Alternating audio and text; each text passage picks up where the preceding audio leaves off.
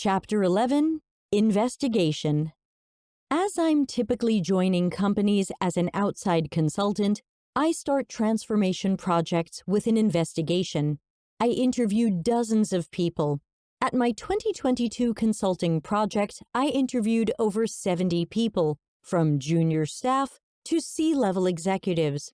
My questions are around: what does this company do well or get right? What is this company not doing well? Where is there room for improvement? Relationships with other teammates and departments. Customer centricity is often blocked because of processes and power struggles among teams. Is there anyone at the company that they are comfortable naming who they or others are afraid of?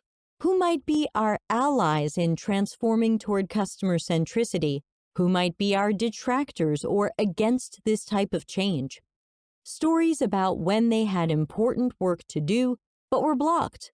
This will give me a sense of what type of work they deem important or high priority and the people, processes, or policies that were obstacles. Can you run this research yourself or have internal people do the investigation? You can try, but this is one of those cases where an outside consultant tends to be more effective. They're here temporarily to create change and they keep things anonymous. People are more likely to open up, share their secrets, name names, and tell stories. They might not tell you because you are their coworker, their problem, or you have a good relationship with someone they don't like. That being said, I am typically learning what everybody already knows but wanted to sweep under the rug. Finding root causes. It's easy to see the symptoms of what's going wrong, but how do we find the root causes? Internal research, some tough questions, critical thinking, deductive reasoning, and asking a lot of why gets us to the root cause. As an example, we're not building what customers need. Why? Where are we getting our ideas of what to build? UX is told to wireframe product managers' ideas. Why? Why aren't UX staff treated as problem solvers and partners? Product managers have product visions they like, and engineering is under pressure to get this out fast. Why? Product and engineering are often assessed by speed. Why? Teams are pressured to meet strategic corporate KPIs by specific deadlines. Why? Sales needs new things to sell, so we make sweet, sweet money. There's nothing wrong with sales selling PSE and our company making money. We lose our jobs when that doesn't happen. Customer centricity isn't anti-revenue. When done well, customer centricity should generate more revenue and ROI than customer periphery. Sales might be a root cause, but in this example, there are multiple root causes, even though some are also symptoms. 1.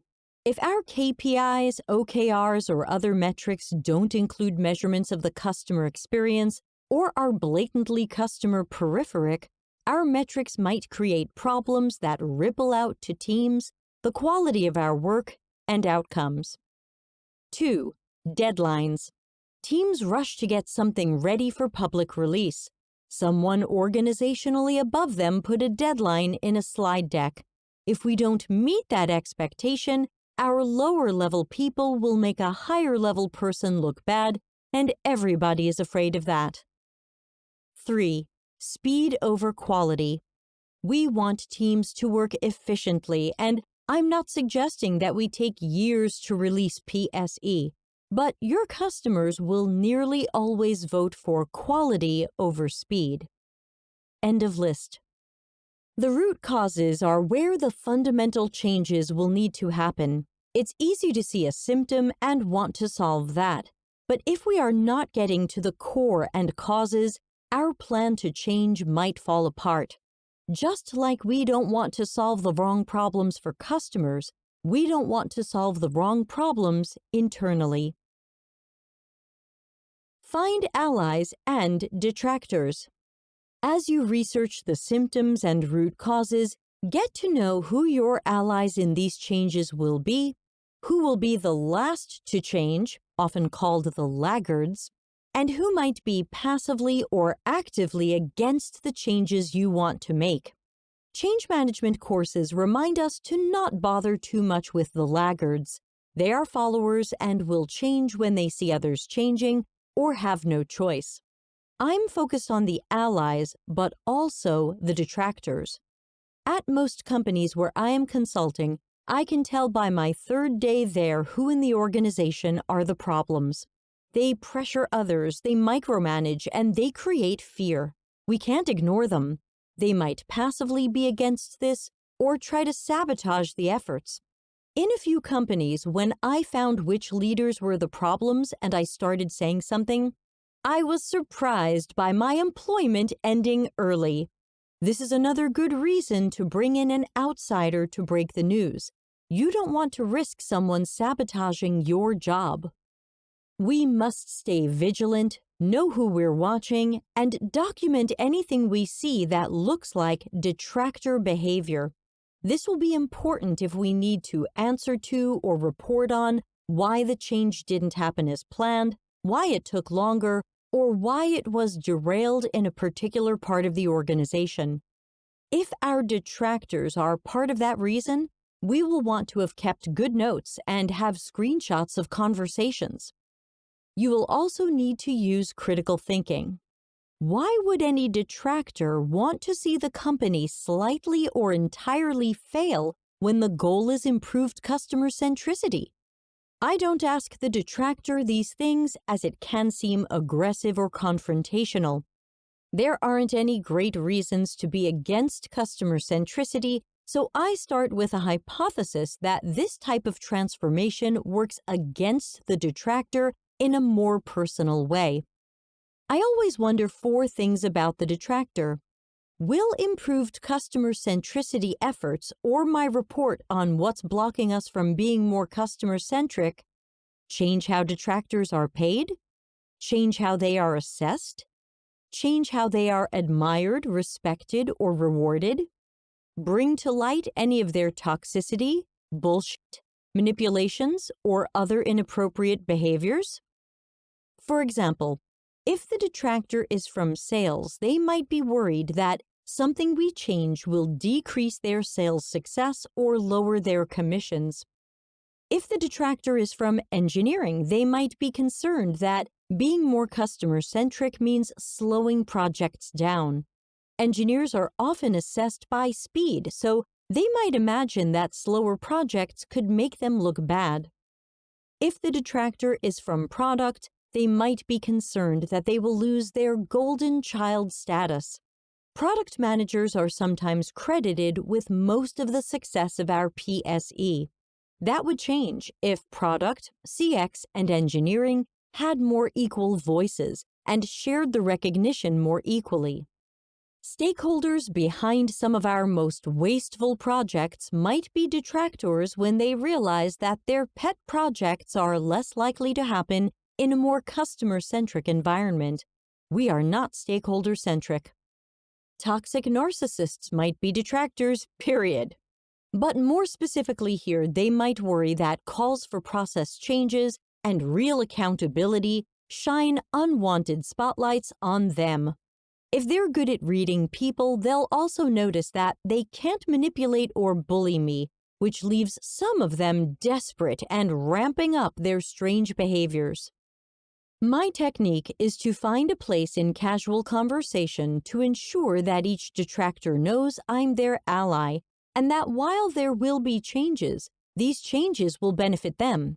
Creating more of what customers want should help sales sell more efficiently. Creating more of what customers want should improve engineering's efficiency because it will reduce risk and the time spent on bad ideas, changes, and later rework. We will be grateful to our product managers when we create more of what customers want. Projects should go more smoothly, and advocates for customer centricity will feel more aligned to a shared PSE vision. We welcome project ideas from stakeholders, but we will have to check these for user value and prioritize them accordingly. Typical findings and insights. Before I can plan changes or a more extensive transformation, I am looking for everything that might hold a company back or block them from being more customer-centric. Some are obvious or known, some are harder to spot, and nearly all are the things we're sweeping under the rug. I typically find and report professionally but bluntly on what I find. Most companies exhibit most, if not all, of the following.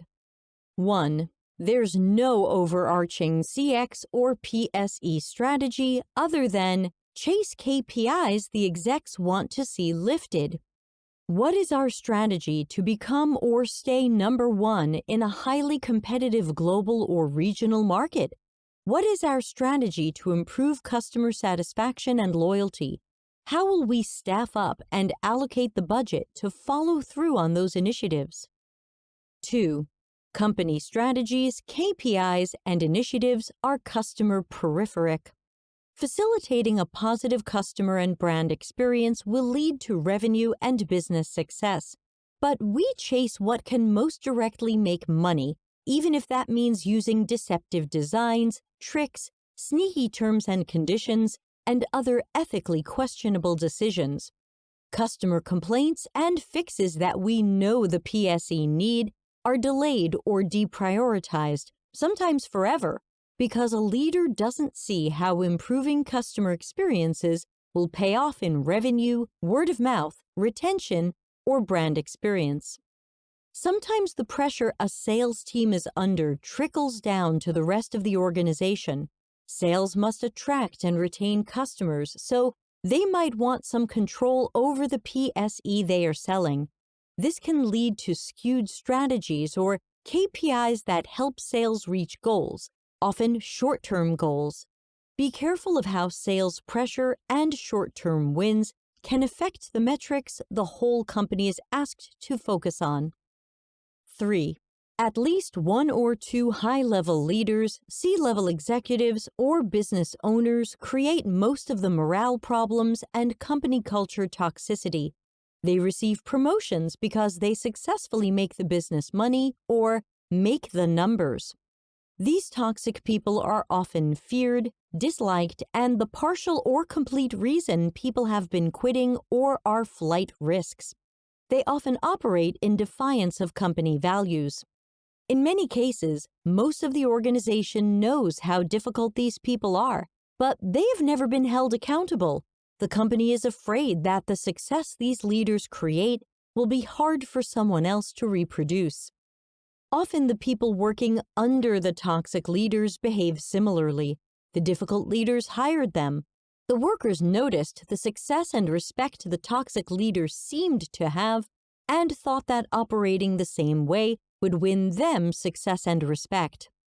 Remember that you can find and hire people capable of creating fantastic CX and revenue successes without being toxic jerks, narcissists, or bullies. If these negative people stand out at your company, you've done a great job hiring and can potentially replace toxic ones with people that match the positive culture you want to create. If the toxic people fit in at your organization, you have a long road ahead to replace the leadership, redefine values, and completely change the culture. 4. Stories about costs of poor quality and disaster projects. These stories contain details of the money we burned, customers we alienated, and what it took to fix some of our problems or public backlashes. Yet we rarely learn from these.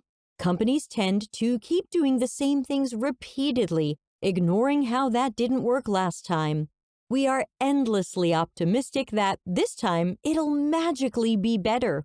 We're in a poor quality cycle, and either nobody has the authority to change it, or nobody wants to be the one to speak up and challenge the system.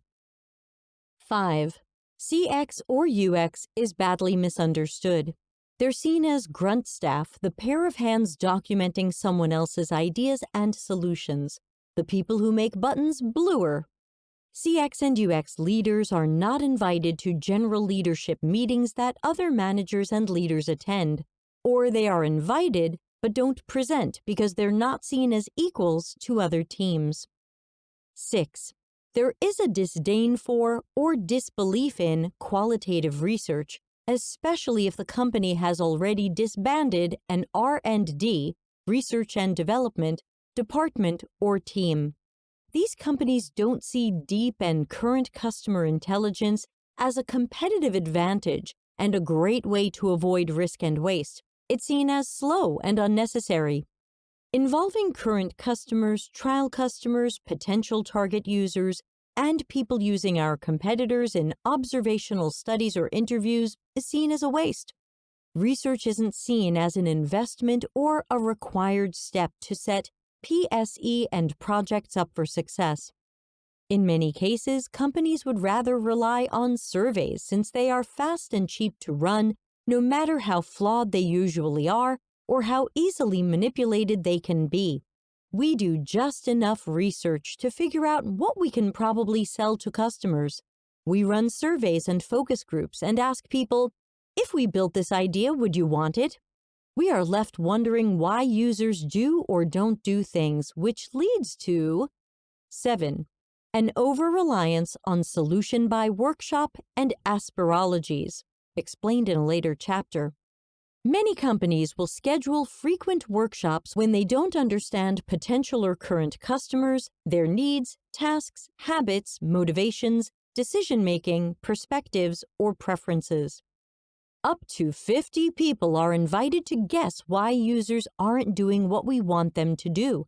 Everybody can then brainstorm and guess how we will solve these guessed-at problems.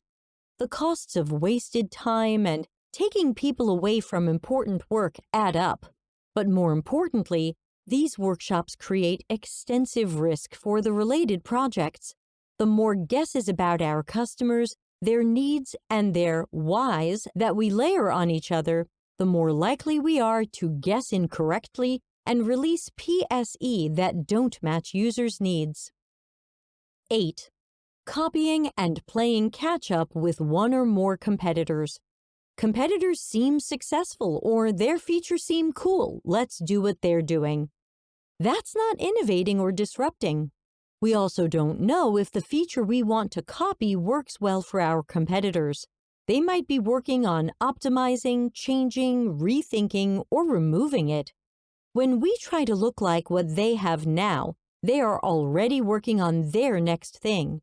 We will always be behind if we are not more customer-centric and working to surpass competitors. 9. It's a feature factory. Qualitative research isn't seen as an essential investment, and teams are guessing what PSE we should build. If someone's idea sounds good, we build it. It often goes out to the public as an A/B test or controlled experiment where a percentage of live users will see the variation or new feature. Teams look at one metric in the short term to judge if this feature is a winner. This is often a metric of revenue generation or user engagement, but we don't check metrics around positive customer experiences or task accomplishment. 10. A two-sided marketplace focused mainly on the side they think makes them the most money. A two-sided marketplace must focus equally on both sides, since attrition from even one side could mean a small or large disaster. I've seen a famous e-commerce platform more focused on buyers than sellers because of the commissions made when an item is bought. I've seen multiple job platforms more focused on the people posting the open jobs over the people searching and applying for the jobs because of the money made when jobs are posted. YouTube is a two-sided marketplace. You need content creators constantly posting new videos that content consumers can watch and interact with.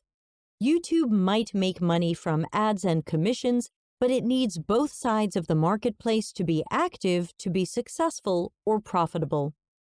11. People are tired of hearing promises of change. Given the disorganization and poor morale at the company, leaders have often tried to retain their staff with promises of change and exciting future visions. We handed out t-shirts or stickers with our values or a catchy phrase on them, but promised changes rarely happened the way the staff needed them. The changes might not have happened at all. My interview participants will sometimes tell me in one sentence that they have change fatigue, and in many other sentences that things aren't changing here. This tells me that they have what I call promise of change fatigue. People often weren't even sure what the promised changes were. They said they would work on that, or they said that would be improved, are non-specific promises. What are we changing? What does this look like now? What is the desired future state? What will it look like to get there? And how will we know we're on the right track? If you believe in transparency, then your teams and staff should know this. 12. Serious culture, values, behavior, and employee retention problems. Current employees don't want to refer their friends to our open jobs, even when they stand to make a commission or finder's fee if we hire their friends. Few would want to see someone they care about working in this environment. 13. No accountability. We are not holding anybody responsible for anything. Projects fail, money is wasted, customers leave, and staff quit, but nobody is in trouble. Responsible leaders or stakeholders are rarely put on performance improvement plans or held accountable.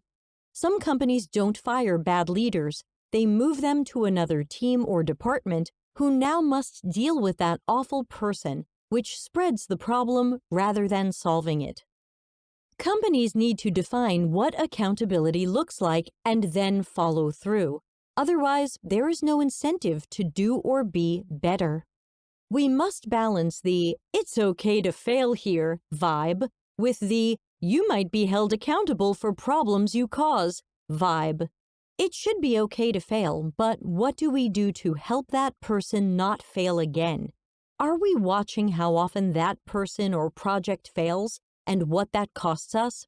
Not all failures are okay, and we must draw clear lines. Do we have accountability and governance to push us out of cycles of mediocrity? For example, we might say that a product manager is accountable for the product strategy and outcomes.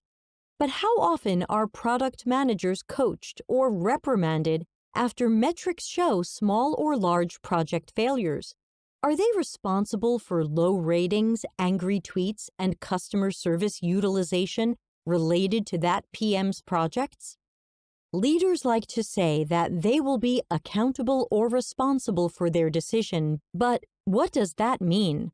When customers are angry, taxing customer support, and leaving us for competitors, what does that accountability look like?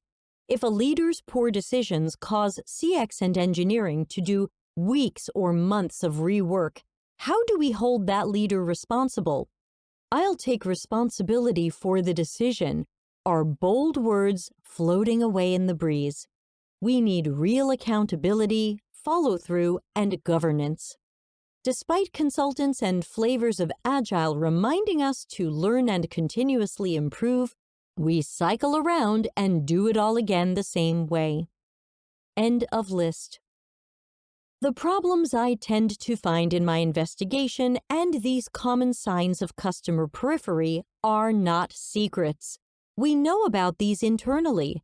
Our customers experience the shrapnel and ripple effects from these, even if they have no idea what's going on internally at our company. We can try to fool ourselves into thinking that we are doing better than we are, but who is truly buying that, inside or outside our company? Figure 20, screenshot from LinkedIn. A UX professional described a year of his work on the Android Auto project at Google as, quote, "Spent 40% of my time arguing with the worst PM I ever worked with, 20% managing and coaching amazing designers, and 40% on the inefficient overhead of simply working at Google. It's wild to see ideas we talked about in 2015 finally coming out in 2020. But they happened." End quote. Likelihood of transformation success. When I propose a transformation project, I check multiple times that the company really wants to make a change, is open to hearing where their faults are, and that my team will have the authority to make change. If I see any hints that the company does not want this type of change, I either redefine the engagement or sometimes decline the project. It won't make sense to be in a change agent role without the proper authority. I have also found that companies who are not feeling enough pain are not inspired to create change, even toward improved customer centricity, and even when they are sure they want change. Executives are often selling down the hierarchy that there will be a lot of change. Staff see various consultants come and go. Everybody is sent a book or they're sent to training, but the advice is rarely taken. The reality at the company, especially at executive levels, is why take a second look at ways of working, culture, processes, or accountability when the money is rolling in? Every meeting is a celebration of achieving our goals and making money. Why should we change? What we're doing is working. What's our compelling imperative for change? What's on fire? What is not going well at our company? Where are we feeling the pain of risks we ignored? What consequences and crises are we facing? The companies I've worked with who were hungry to change have many of the same problems as the companies resisting change. People who say we have it under control rarely have it under control. If it were under control, we wouldn't spend even 10 seconds discussing it because it's not a problem. If there is an it to control, we have a problem. Every company has these internal and external pain points, but not every company is willing to admit them, even behind closed doors among senior leadership. The more honest we can be about where we are broken or have room for improvement, the more likely our transformation will succeed.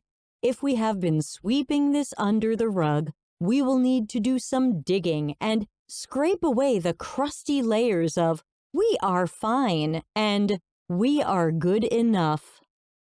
I also find that the more future-minded a company is, the more likely they are to be inspired to change.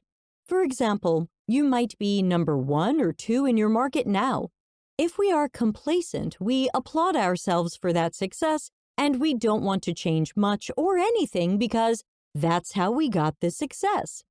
But if we recognize our growing competition or the possibility that a well-funded startup could be a threat within a year, then we need to work now on strategies and improvements that can keep us a leader.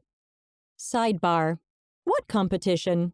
I noticed that a few startups competing against Company X had received massive funding from Silicon Valley VCs. I asked some of Company X's executives, privately and separately, what the strategy or plan was if these startups moved into their region or niche. They confidently told me those startups will come to Company X for acquisition. I then asked each executive what the strategy or plan would be if those startups went to their top competitor, number 2 in the market and a serious global player, to be acquired. Some executives stared at me in silence. Some executives couldn't imagine that outcome and were sure their company would be the one to purchase the startup. Company X is unprepared for competitors' growth and will be surprised later when their assumptions turn out wrong. They will scramble to create and enact plans. End of sidebar. Transformation has a better chance of success when more people, especially leaders, notice what's breaking down or not working as well as planned, including Scrum Masters are asking why we have so many failed MVPs. Project managers examine the cost of features we guessed at. Agile coaches realize that little or no innovation comes out of workshops. Strategists or marketing wonder why meeting our goals is so hard. Support and CX report higher complaints, angry tweets, and low ratings. Sales struggles to win or retain customers.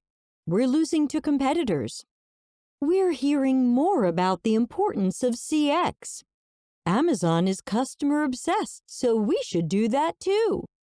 Any door is an open door. Let's walk through.